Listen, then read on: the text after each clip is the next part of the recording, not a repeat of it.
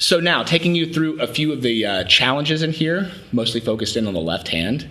So if you look at measure, the third full measure, you have a C in the bass, and then while you're holding that C, you're going to end up having your fourth finger, the pinky, on the D right here, which is the so fourth finger, third fret of the second string. And so a good thing to do is go ahead and try that out. Have your third finger on this C, third fret, fifth string, third finger. And then just try placing your fourth finger here on the D and your first finger on the C. And just try moving between those two fingers while holding the third finger down.